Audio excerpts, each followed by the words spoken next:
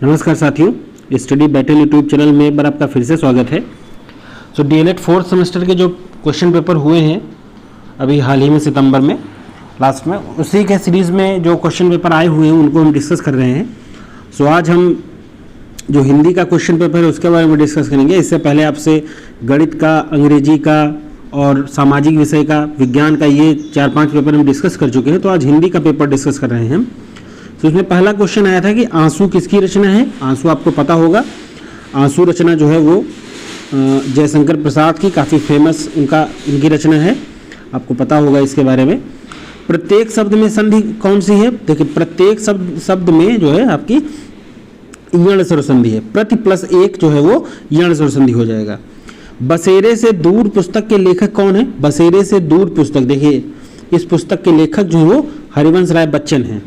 Okay, अगला था राम शब्द का पंचमी एक वचन रूप आपको बताना है। देखिए, राम शब्द का आपको पंचमी पता होगा। पंचमी का जो चिन्ह होता है वो होता है अपादान, और अपादान से अलग होने का भाव उत्पन्न होता है। ओके, और जब अपादान से अलग होने का जहां भाव उत्पन्न होता है वहां पे रामात यूज होता है। ओके, आधुनिक युग की मीरा किस कवियत्री को कहा जाता है? सो महादेवी वर्मा को आधुनिक युग की जो मीरा है उनकी संज्ञा दी जाती है। ओके, सो इसमें जो आपके ऑप्शन सही हैं वो यही है। देखिए इसमें कौन से कूट देख लीजिए, यहाँ से मिला सकते हैं। पहले में तीसरा सही है, दूसरे में दूसरा सही है, फिर तीसरे में दूसरा सही है, पहले में, फिर चौथे में आपका चौथा सही है, और पांचवें में दूसरा सही है। ओके, सो इससे आप अपना कूट मिला सकते हैं कि कौन कौन से उत्तर आपके सही हैं इसमें। नेक्स्ट आपको दिया हुआ है अतिलघुत्तरी क्वेश्चन से अगर हम बात करें तो वृक्ष से पत्ते गिरते हैं वाक्य में कौन सा कारक है? देखिए, अभी ऊपर हमने बात करी रामात में पंचमी विभक्ति है। सो पंचमी विभक्ति अपादान कारक होता है। देखिए, पंचमी विभक्ति अगर पूछ रहा है इसमें, पंचमी विभक्ति, और पंचमी विभक्ति जहां पे होती है वहां पे कारक कौन सा होता है? कारक वहां पे होता है अपादान। अभी हमने ऊपर बताया आपको जब रामात का हम डिस्कस किए। सो पंचमी विभक्ति और अपादान कारक का मतलब होता है जहां पे अलग होने का भाव उत्पन्न हो। ओके, सो वृक्ष से पत्ते गिरते हैं। अब वृक्ष से पत्ते जब गिरेंगे तो पत्ते जो है वो वृक्ष से अलग हो रहे हैं। ओके, सो वृक्ष से पत्ते गिरते हैं, इसमें जो है कौन सा कारक है? अपादान कारक है, और विभक्ति पंचमी विभक्ति है। देखिए यहाँ पे कंठ ध्वनियाँ कौन कौन सी हैं ये आपको पूछा है यहाँ पे क्वेश्चन। तो कंठ ध्वनियाँ कौन कौन सी होती है? एक तो कवर्ग हो गया। ओके, कवर्ग आपको ध्यान रखना है। कवर्ग में कौन कौन सी 5-4 ध्वनियाँ हैं? का, खा, गा, घा, ये 4 ध्वनियाँ कवर्ग में आएंगी। इसके अलावा आपका कवर्ग में क्या आएगा? देखिए, आ आएगा। ओके, और आह आएगा, अंग, आह, ये वाला आह। ये 5 ध्वनियाँ आपकी, 4 ध्वनियाँ ये और ये ध्वनियाँ 2 ध्वनि, तो 6 ध्वनियाँ आपकी वो आपकी कंठ में आ जाएंगी।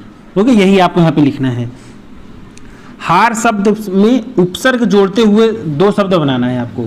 यहाँ पे आपको उपसर्ग जोड़ते हुए हार में तो उपसर्ग जोड़ना है। हार शब्द में उपसर्ग जोड़ते हुए कौन कौन से शब्द हो जाएंगे? देखिए, उपसर्ग कौन से शब्द होते हैं?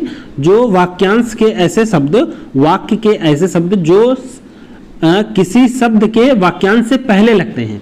सो उपसर्ग कौन सा हो जाएगा? देखिए आपका तो एक होगा उपहार। उप में आप हार जोड़ देंगे तो उपहार हो जाएगा। ओके, उपहार हो जाएगा। और आप कर सकते हैं, देखिए समाहार कर सकते हैं,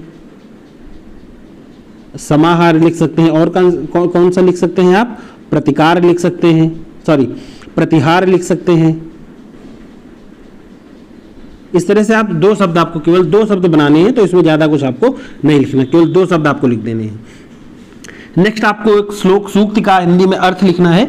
हितम मनोहार च दुर्लभम वचा। अब ये देखिए सिंपल है, इसमें लिखना है आपको है कि हितकारी और मन को हरने वाली दोनों वस्तुएं एक साथ दुर्लभ हैं। ओके, हितकर और मन को हरने वाली वस्तुएं दुर्लभ हैं, ये आपको लिखना है। हिंदी गद्य साहित्य की किन्हीं 4 विधाओं के नाम लिखने हैं। अब 4 विधाओं के नाम में आप कोई भी लिख सकते हो। देखिए, कहानी लिख सकते हो आप, कहानी हो गया। ओके, एकांकी हो गया, नाटक हो गया, कोई भी 4 आप लिख सकते हो। संस्मरण हो सकता है, रेखा चित्र हो सकता है, और 4 ही आपको लिखने, तो 4 विधाएं आप कोई भी लिख सकते हो, आपको जो समझ में आए, जो सही लगे आप लिख सकते हो यहाँ पे। नदी और आकाश के तीन तीन पर्यायवाची आपको लिखना है। देखिए नदी के पर्यायवाची आप कौन कौन से लिख सकते हो, सरिता, तरिणी, ओके। और देखिए तीन तीन पर्यायवाची आपको लिखने हैं नदी के। सो नदी के कौन कौन से हो जाएंगे, सरिता, तरिणी और देखिए आकाश का नभ, अंबर, व्योम हो जाएंगे, आकाश के नभ, अंबर, व्योम हो जाएंगे। और इसी तरह नदी के आप सरिता, तरिणी और सरिता, तरिणी और सुरसती, सुरसती लिख सकते हो, ये भी आपका एक इसमें हो सकता है, ओके। कोई भी आप तीन लिख दीजिए, देख के आप याद कर लीजिएगा, लिख लीजिएगा। और इस तरह के क्वेश्चन आपके एग्जाम में पूछे जाएंगे, ओके। अभी बैक पेपर जिन लोगों का सेकंड सेमेस्टर में बैक लगा है, जब उनका रिजल्ट आ जाएगा तो फोर्थ का उनका पेपर फिर होगा, उनका भी फोर्थ का पेपर होगा। तो इसी वजह से हम वीडियोस को डिस्कस कर रहे हैं कि आपका अगर क्वेश्चन आपके एग्जाम में अगर इस तरह से आता है तो आप प्रिपेयर रहिए, आपको इससे पैटर्न समझ में आ जाएगा कि कैसा पैटर्न आएगा, ओके। सो इस तरह से आप अपने आप को प्रिपेयर रखिए कि जो जैसे उपसर्ग जोड़ते हुए दो शब्द बनाने का है तो जो प्रमुख उपसर्ग हैं उनको आप याद कर लीजिए उसे, और उनसे कम से कम दो दो, तीन तीन, चार शब्द तो जरूर बना के रखिए कि अगर 2 नंबर में आएगा तो हो सकता है आपको 4 शब्द बनाने को आ जाए, 1 नंबर में आया तो 2 शब्द बनाने को आ गए हैं, ओके। ध्वनियों के बारे में आप अच्छे से याद कर लीजिए कि कौन सी ध्वनि का उच्चारण कहाँ से होता है, कंठ से होता है, तालु से होता है, मूर्धा से, दंत से, कहाँ से, ये आपको याद कर लीजिए, ओके। 1-2 श्लोक आप लिखने को श्लोक आ सकता है, किसी कोई एक नीति परक श्लोक लिखिए, वो आप लिखने की प्रैक्टिस कर लीजिए। और जो इंपॉर्टेंट श्लोक से जो ज्यादातर पूछे जाते हैं उनको आप उनकी हिंदी में, जैसे ये हितम मनोहारी च दुर्लभम वचा आया है, अभी अति लघुत्तरी क्वेश्चन में भी एक क्वेश्चन आएगा अनुवाद करने का, जिसमें श्लोक दिया रहेगा, आपको उसका अनुवाद करने, हिंदी में अनुवाद करके लिखना होगा। तो इस तरह से भी याद कर लीजिए, ओके। इससे आप प्रेडिक्ट कर सकते हो कि क्वेश्चन किस तरह के आ सकते हैं आपके एग्जाम में। नेक्स्ट आपको पूछ रहा है कबीर दास का संक्षिप्त जीवन परिचय देते हुए उनकी रचनाओं का उल्लेख कीजिए। अब देखिए यहाँ पे हमने कुछ आपके लिए इंक्लूड कर दिया है। देखिए कबीर दास का जीवन परिचय में आप सबसे इंपॉर्टेंट जो क्या है, उनकी जन्म उनका कहाँ हुआ। हालांकि इनके जन्म और मृत्यु के संबंध में विद्वानों में थोड़ा मतभेद है, लेकिन प्रामाणिक तथ्यों के आधार पर। और प्रामाणिक तथ्य कौन सा है, देखिए शिक्षा विभाग उत्तर प्रदेश शासन द्वारा एक पुस्तक जारी करी गई है जिसका नाम है मंजरी, ओके। आपको नाम जरूर लिखना है, ये आप ध्यान रखिएगा। जन्म मृत्यु आप लिखेंगे तो मंजरी का नाम आप जरूर लिखेंगे। मंजरी जो है शिक्षा विभाग उत्तर प्रदेश द्वारा जारी एक पुस्तक है जिसको ये प्रामाणिक मानते हैं। तो मंजरी के अनुसार इनका जन्म जो है वो 1398 ईस्वी में वाराणसी में हुआ, और मृत्यु कहाँ हुई, मृत्यु 1518 ईस्वी में शिक्षा विभाग उत्तर प्रदेश वही मंजरी पुस्तक के अनुसार मगहर में हुआ, ओके। तो 1398 में वाराणसी में इनका जन्म हुआ और 1518 मगहर में इनकी मृत्यु हुई, ओके। तो ये आपको ध्यान रखना है। और ये भी इनके बारे में जनश्रुति एक फेमस है कि कबीर एक विधवा ब्राह्मणी के गर्भ से उत्पन्न हुए थे। ब्राह्मणी के ने लोक अपवाद के भय से इनको लहरतारा नामक एक तालाब के किनारे फेंक दिया। अब आप लिख सकते हो, मतलब अगर आप याद कर पाओ तो लहरतारा नामक तालाब, क्योंकि आप इन्हीं सब चीज़ों को लिखोगे तो अच्छे आपको नंबर मिलेंगे, अदरवाइज आपके नंबर कट जाएंगे। सो लहरतारा नामक तालाब के इस किनारे इनको फेंक दिया, जहाँ पे जुलाहा जाति के 2 दंपति नीमा और नीरू दंपति ने इनको उठा लिया और उनका लालन पोषण किया, ओके। और चूंकि ये जुलाहा के यहाँ पैदा हुए, मतलब जुलाहा के यहाँ इनका पालन पोषण हुआ, तो इसलिए जुलाहे को ही अपना धंधा अपनाया। जुलाहे का धंधा करते हुए इनके हृदय में ज्ञान की प्राप्ति की इच्छा बलवती हुई। तो उन्होंने महात्मा रामानंद, इनके गुरु का नाम भी बहुत इंपॉर्टेंट है, महात्मा रामानंद गुरु थे इनको इन्होंने अपना गुरु बनाया। और कमला और कमली नाम के, कमाल और कमाली नाम के इनके पुत्र और पुत्री हुई, ओके। पत्नी का नाम लोई था, लोई इनकी पत्नी का नाम था। अब चूंकि यहाँ पे सामान्य जीवन परिचय पूछ रहा है तो आप थोड़ा सा ये लिखोगे तभी आपको नंबर मिलेगा, क्योंकि इनकी रचनाओं में ज़्यादा है नहीं। रचनाओं की अगर हम बात करें तो केवल बीजक रचना इनकी सबसे फेमस है, जिसमें साखी, सबद, रमैनी, ये 3 भाग हैं इसमें, ओके। और इनकी मृत्यु जब 1518 ईस्वी में हुई तो इनकी मृत्यु के बाद इनके जो शिष्य थे, ओके, सो कबीर ने उपदेश जो दिए, उनकी मृत्यु के पश्चात उनके शिष्यों ने बीजक नाम से संग्रह किया। सो बीजक जो है वो साखी, सबद, रमैनी 3 भाग हैं, अभी हमने आपको बताया, ओके। और इनके जो दोहे हैं, इनकी साखियां दोहों के रूप में प्रचलित हैं। उनमें सैद्धांतिक उपदेश, जो सैद्धांतिक उपदेश है ये सबसे ज़्यादा है, प्लस समाज सुधार पर विशेष बल इन्होंने दिया।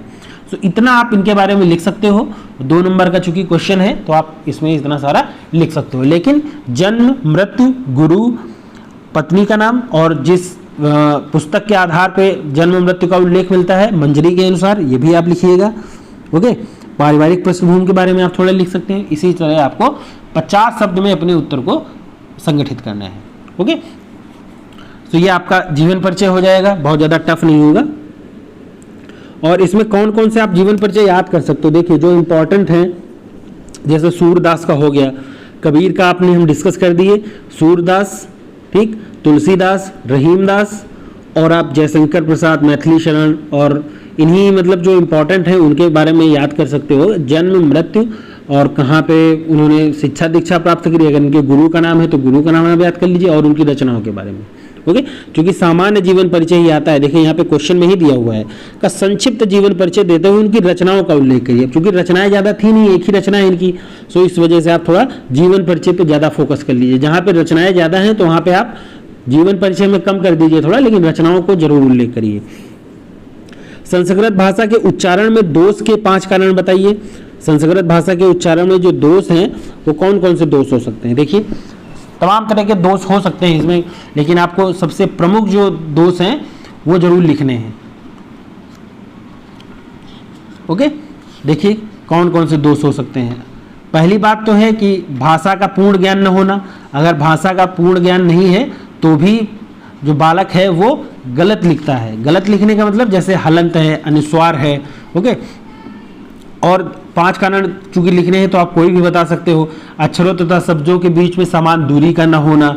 ओके, आकार में अंतर न कर पाना, अक्षरों तथा मात्राओं का समुचित ज्ञान न होना, झुककर अथवा ज़्यादा तिरछे होकर बैठकर लिखना, कलम को बहुत नीचे से पकड़ना या कलम को सही ढंग से न पकड़ना, जो वर्ण तथा शब्दों के ऊपर जो रेखा खींचते हैं हम शिरोरेखा जिसको कहते हैं उसको न खींचना, अनुस्वार और अनुनासिक का पर्याप्त ज्ञान न होना।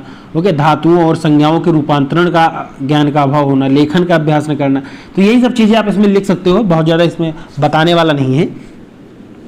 नीचे आपका क्वेश्चन दिया हुआ है, निम्नलिखित शब्दों का सन्निविच्छेद कीजिए। अब सन्निविच्छेद करना है। देखिए विद्यालय का क्या हो जाएगा, विद्या प्लस आलय, महोत्सव का महा प्लस उत्सव, रमेश का रमा प्लस ईस, पवन का पो प्लस अन, और यद्यप का यदि प्लस अपि। ओके, तो ये आसान थे, बहुत ज़्यादा टफ नहीं है, बस ये है कि आपको थोड़ा रिवाइज करना पड़ेगा। यात्रा वृत्तांत किसे कहते हैं, किसी एक यात्रा, हिंदी के किसी एक यात्रा वृत्तांत का नाम और उसके लेखक का नाम लिखिए। देखिए यात्रा वृत्तांत का मतलब क्या होता है, यात्रा वृत्तांत को इंग्लिश में हम ट्रेवलॉग कहते हैं। देखिए इंग्लिश आपको लिखनी नहीं है, बस यहाँ पे हमने केवल लिख दिया है, ट्रेवलॉग कहते हैं। इसमें क्या होता है, यात्रा वृत्तांत में किसी स्थान में बाहर से अगर कोई व्यक्ति आया हुआ है, तो किसी स्थान में बाहर से आए व्यक्ति या व्यक्तियों के अनुभव के बारे में लिखे जाने को हम वृत्तांत कहते हैं। ओके, इसको हम वृत्तांत कहेंगे, लेकिन इसका प्रयोग पाठक मनोरंजन के लिए या फिर उसी स्थान में स्वयं यात्रा के लिए जानकारी प्राप्त करने के लिए करता है, तो उसको हम यात्रा वृत्तांत कहते हैं। और प्रमुख यात्रा वृत्तांत देखिए, राहुल सांकृत्यायन का नाम यात्रा वृत्तांत लिखने में सबसे आगे है, तो आप उनके किसी एक यात्रा वृत्तांत का नाम लिख सकते हैं। और ऐसा नहीं कि इन्हीं का नाम, कोई भी आप नाम लिख सकते हो, लेकिन इनके यात्रा वृत्तांत जो है वो ज़्यादा हैं, तो कोई भी आप लिख सकते हो। जैसे अथातो भूमक्कर जिज्ञासा लिख सकते हो आप, मेरी तिब्बत यात्रा लिख सकते हो। इसी तरह कोई भी आप एक यात्रा वृत्तांत का आपको नाम लिखना है तो आप कोई भी लिख सकते हो इसमें, जो आपको सही लगे। ओके, मौन वाचन के उद्देश्य आपके कौन कौन से हैं, मौन वाचन के कौन कौन उद्देश्य हो सकते हैं ये आप देख लीजिए। इस तरह के क्वेश्चन भी आपको आ सकते हैं। देखिए सबसे प्रमुख जो उद्देश्य है मौन वाचन को हम कहते हैं साइलेंट रीडिंग, मतलब बिना किसी आवाज को किए हुए, ज्यादा आवाज ना किए हुए पढ़ना, उसको हम मौन वाचन कहते हैं। तो मौन वाचन के क्या क्या उद्देश्य हो सकते हैं, कोई भी पठित सामग्री, कोई अगर आप पाठ पढ़ रहे हो तो उसका केंद्रीय भाव को समझना, पहला उद्देश्य तो यही हो गया। आवश्यक स्थलों को छोड़ते हुए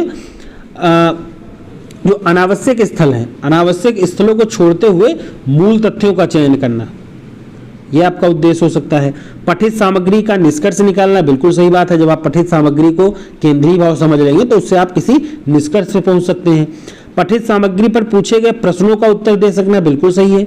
देखिए कोई भी गद्यांश जैसे आता है, तो गद्यांश को जब आप पढ़ते हो तो मौन वाचन ही तो करते हो। तो मौन वाचन करने के बाद आप उसका केंद्रीय भाव समझते हो, फिर उसमें एक निष्कर्ष पे जैसे आता है कि प्रमुख जो उपयुक्त गद्यांश दिया हुआ है उसका आप शीर्षक लिखिए। तो शीर्षक कैसे लिखते हो, आप पूरा पढ़ के पठित गद्यांश को पढ़ते हो, उसका भाव समझते हो, फिर उसका शीर्षक लिखते हो।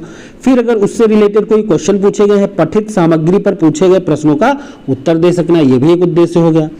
और उद्देश्य क्या हो सकता है, भाषा एवं भाव संबंधी कठिनाइयों का सामने रख सकना, शब्दों का लक्ष्यार्थ और व्यंग्यार्थ इसका भाव समझना। तो यही मौन वाचन या साइलेंट रीडिंग के उद्देश्य हो सकते हैं। और इस तरह के क्वेश्चन आपसे जनरली पूछे जाते हैं, तो आप इसको रिवाइज जरूर करिए। इस तरह के क्वेश्चन की अगर रिपीट हो तो आप क्वेश्चन अच्छे से कर लो। फिर कह रहा है नीचे दिए नीति परक श्लोक का अर्थ हिंदी में लिखिए। हिंदी मतलब अर्थ लिखना है आपको। अयम निजः परो वेति गणना लघु चेतसाम उदार चरितावानाम तु वसुधैव कुटुंबकम। देखिए इसका ये श्लोक यहाँ पे दिया हुआ है।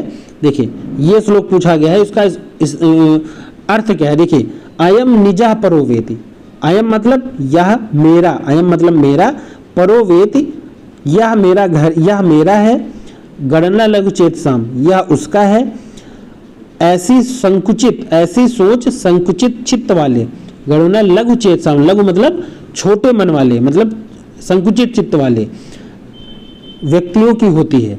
अयम निजः परोवेति गणना लघु चेतसाम उदार चरितावानाम तु वसुधैव कुटुंबकम।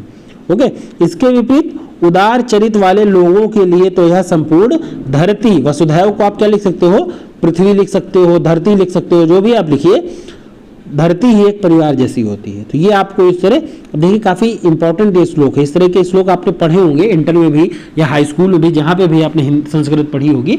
तो इस तरह के फेमस श्लोक ही आते हैं, बहुत कठिन श्लोक नहीं आएगा कि ऐसा श्लोक नहीं आएगा कि आपने कभी सुना ही ना हो या पढ़ा ही ना हो।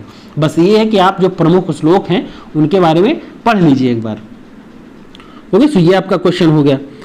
फिर लास्ट क्वेश्चन इसमें क्या दिया हुआ है, निम्नलिखित शब्दों का हिंदी में अर्थ लिखिए। देखिए अभिता, ध्रुवम, स्वः, सांप्रतम। देखिए कौन कौन से इसमें शब्द दिए हुए हैं।